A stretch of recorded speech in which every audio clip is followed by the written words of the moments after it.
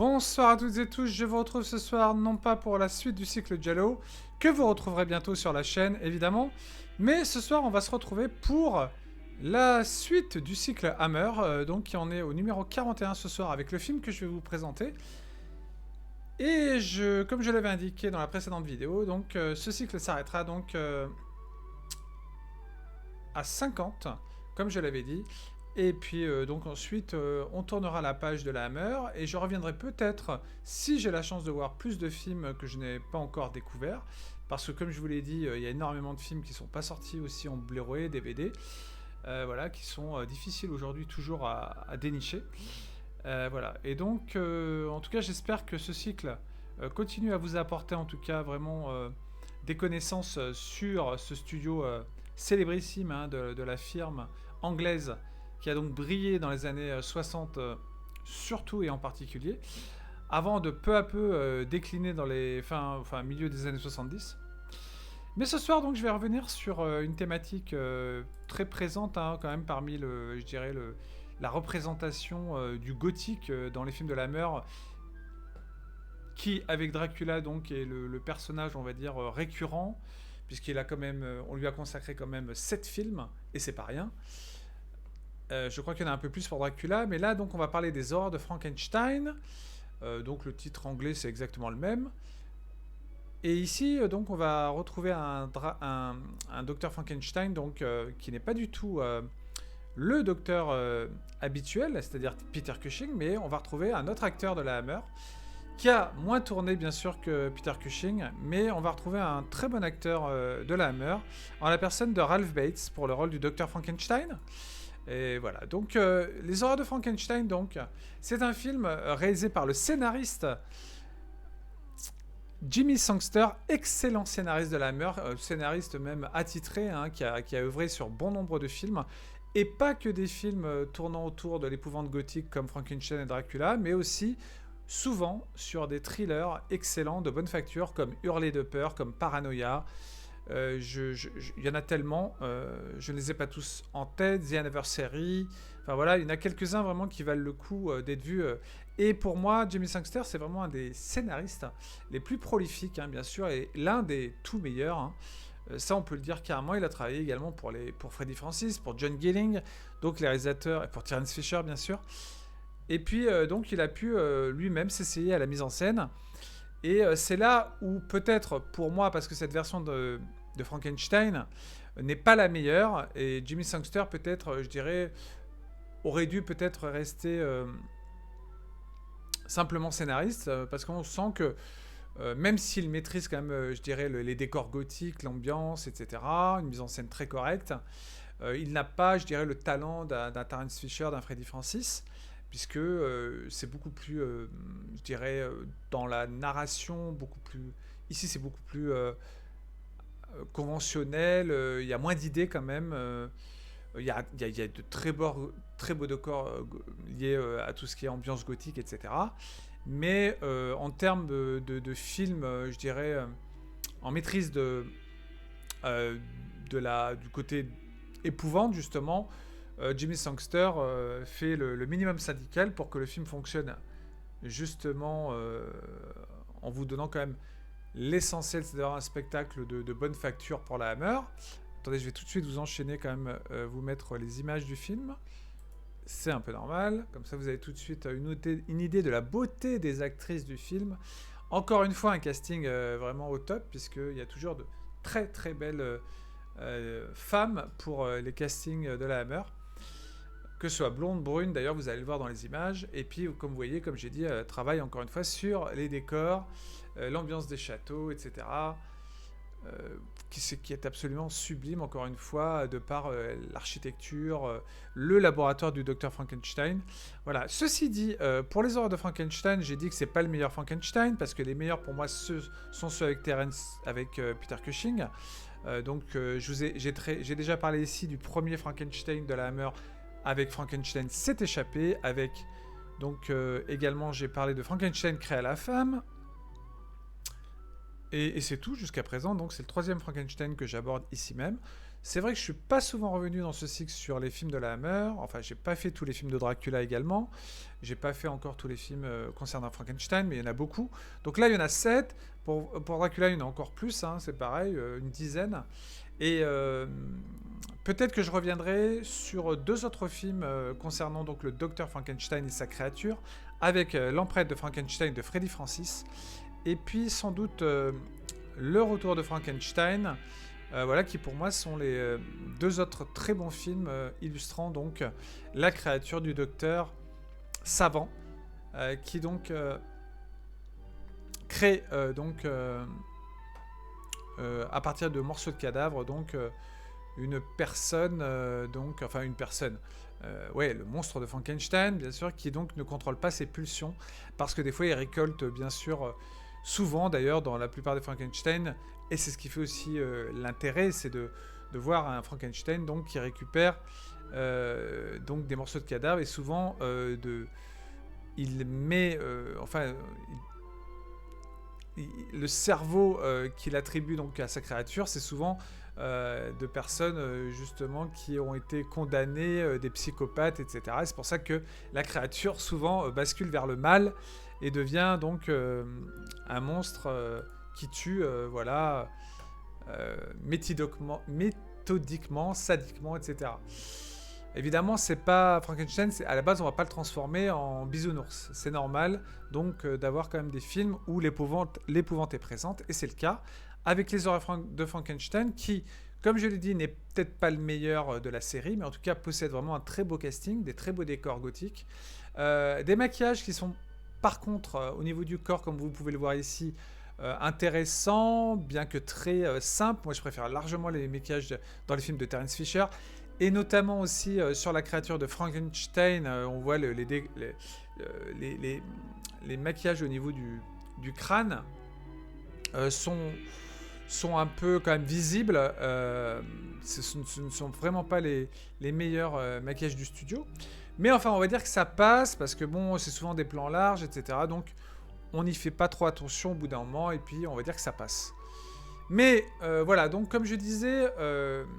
pourquoi j'aime ce film, c'est pas, comme je dis, pour moi, c'est vraiment un film de bonne facture, je dirais entre moyen et bon, pas plus pour moi, parce que c'est surtout au niveau du scénario que je trouve vraiment assez basique quand même, qui reprend en fait avec quand même un autre docteur, cette fois, donc l'histoire de base du roman de Mary Shelley, donc avec ce savant qui crée donc... un être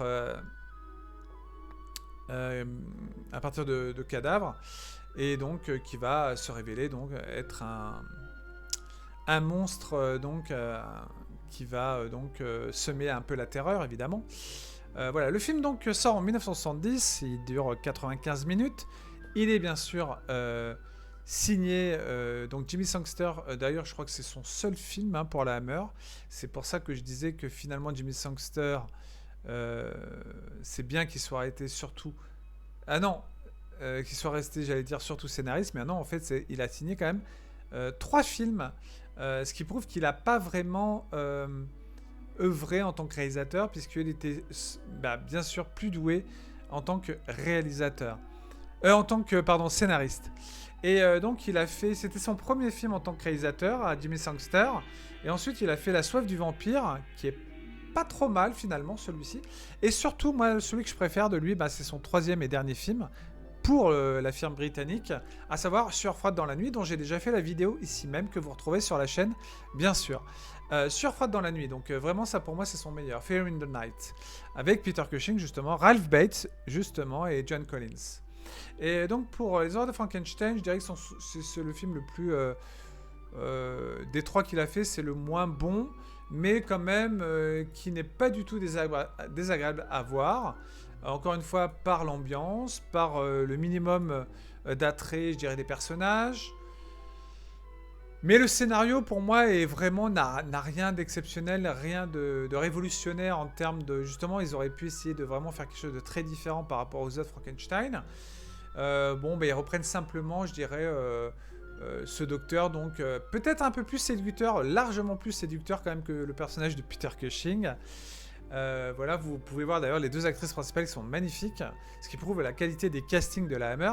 Mais peut-être qu'il aurait dû, c'est vrai, accentuer, je dirais, peut-être sur une histoire beaucoup plus, je dirais, qui partent dans des choses un peu plus, on va dire, oui, un peu plus complexes, plus délirantes, enfin, que ça aille plus loin un peu dans l'histoire. Bon, là, c'est assez classique quand même dans l'ensemble. Mais comme je vous dis, le film, donc, du fait qu'il y a quand même une bonne direction d'acteur, un scénario, on va dire, qui est pas pour moi la meilleure chose du film, mais plutôt une mise en scène aussi de bonne facture, même si ça vaut pas quand même la variété en termes de mise en scène de ce que faisait Freddie Francis ou par exemple Terence Fisher, qui étaient plus bien sûr des personnes qui aimaient, je dirais, qui étaient faits pour l'image, hein, pour vraiment la mise en scène évidemment. Bon, mais Jimmy Sangster reste quand même une personne très très très importante du studio, de par la qualité quand même de ses scénarios, et c'est grâce à lui si les meilleurs films, les meilleures histoires ont pu naître. C'est vraiment grâce à Jimmy Sangster qui a fait des scénarios superbes pour la Hammer. Je peux vous en citer quelques-uns si vous voulez. Juste comme ça, hein, sur mes notes, sur ce que j'ai pu noter. Donc beaucoup de films pour la Hammer. Il y a eu donc Les Maîtresses de Dracula, La Malédiction des Pharaons, Le Cauchemar de Dracula, donc le chef-d'œuvre de Terence Fisher, le premier sur le comte Dracula. Il y a eu bien sûr Les Frankenstein de Terence Fisher, la plupart. Voilà, il y a eu également Hurler de peur, donc un thriller, parce qu'il était très doué aussi pour écrire des thrillers comme Surfroide dans la nuit, qu'il réalisera d'ailleurs. Il a également... il s'est attaqué à d'autres films comme L'Empreinte du Dragon Rouge, sur donc la terreur des Tongs, donc personnage donc, qui sera repris par Christopher Lee sous un autre nom, le nom du docteur Fu Manchu. Voilà, donc vous avez aussi, il a quand même écrit Paranoïaque de Freddie Francis, Maniac aussi de Michael Carreras, les Pirates du Diable de Don Sharp, etc.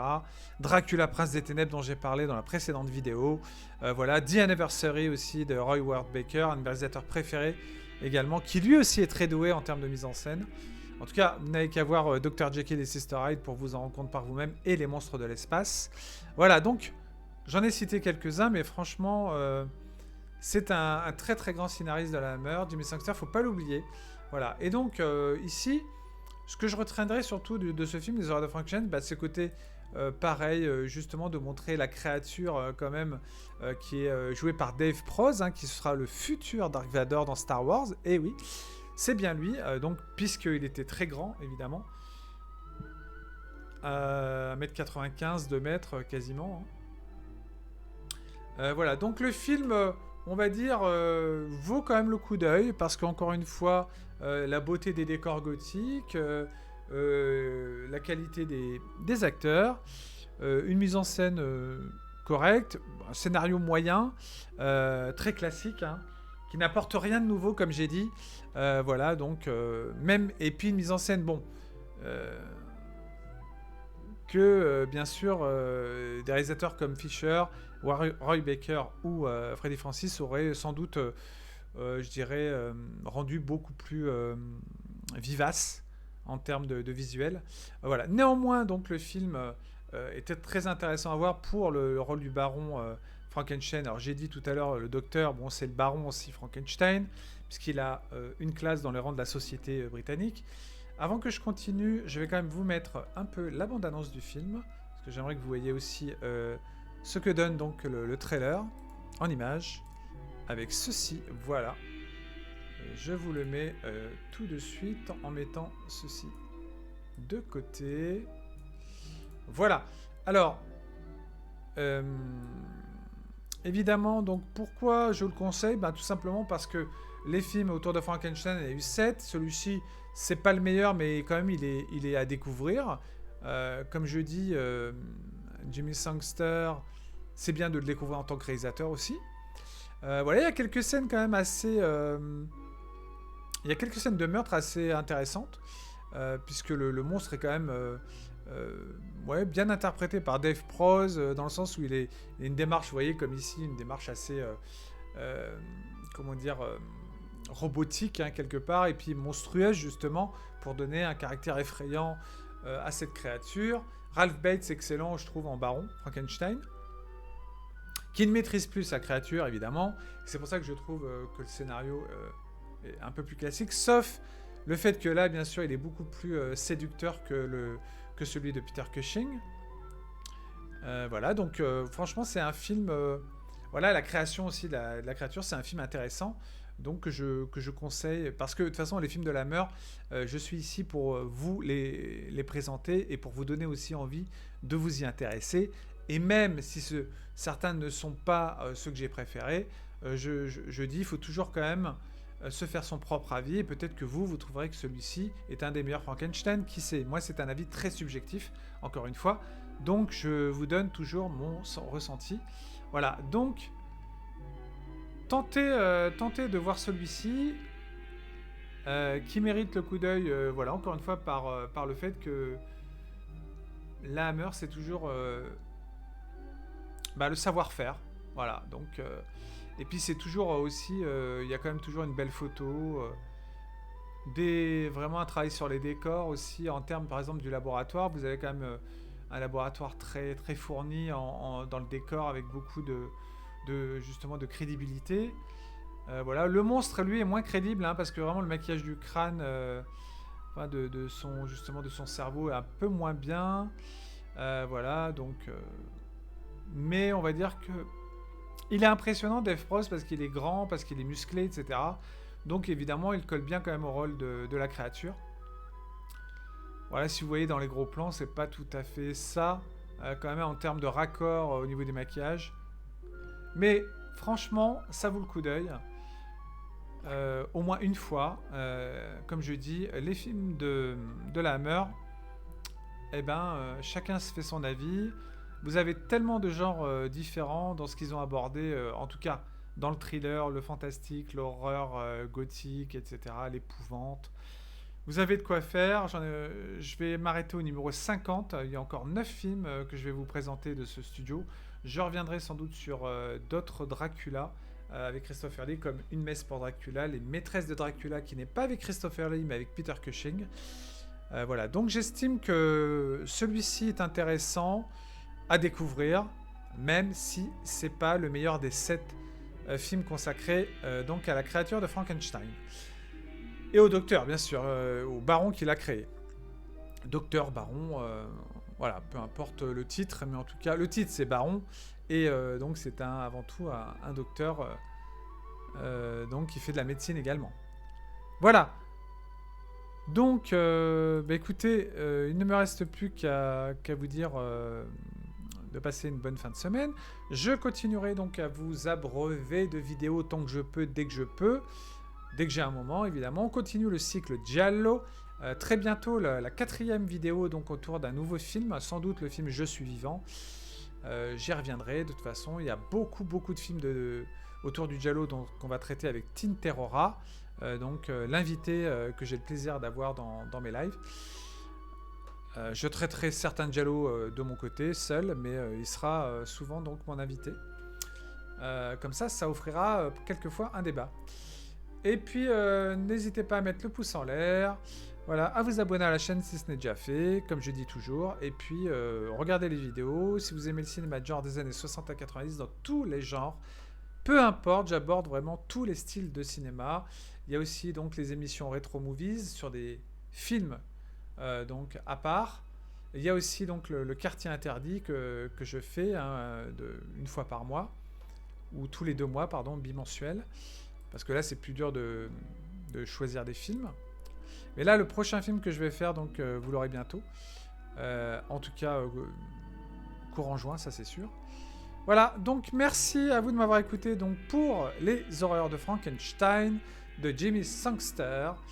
Donc voilà, je vous remercie. On se retrouve très vite sur la chaîne Attention ça tourne. N'oubliez pas que j'ai également ouvert un blog, Les Chroniques d'Atreyu. Vous pouvez toujours aller visiter ce blog. Vous avez tous les liens en description sous les vidéos pour le Discord, le Twitter, la chaîne.